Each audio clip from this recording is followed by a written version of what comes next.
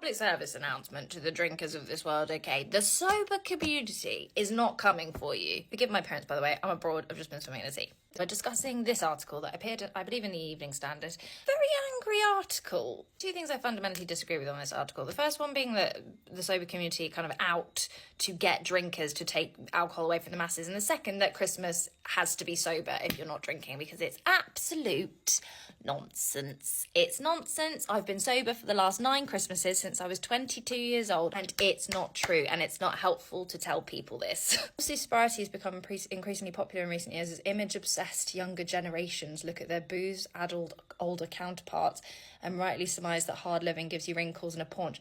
What? Do you think we're all doing this for image? Is that what we think?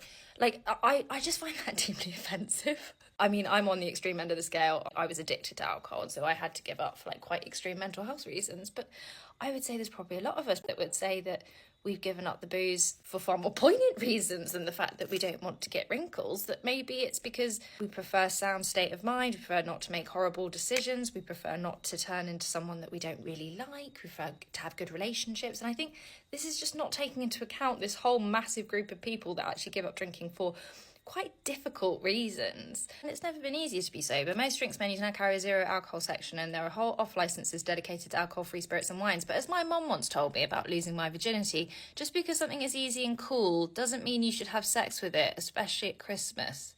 Pardon? What? I don't understand. Easy and cool. I personally don't think sobriety is easy. It's definitely not the path of least resistance. It's a difficult one. It's quite a brave one. And then this bit, by the time I got to this bit, I was done.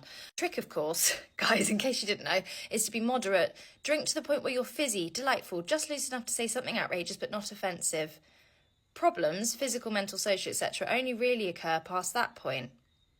Thank you. Thank God you wrote this, because I think there's a lot of us that would still be wandering around like this, like, I don't understand. If only I drunk to the point where I was just fizzy and delightful, eh?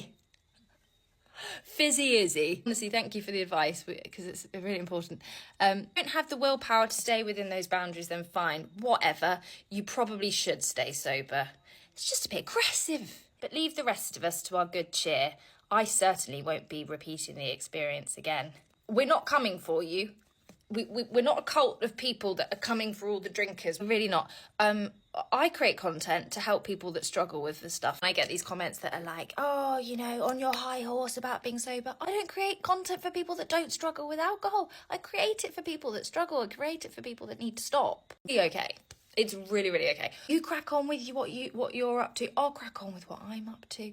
We'll all be all right. I understand that the journalist is allowed to have her perspective, but please do understand that this is not the case. And that's what I really tried to preach, is sobriety is not boring. In the time of my life, without a drop of alcohol in my veins, in my blood, I might be part of the image-obsessed younger generation.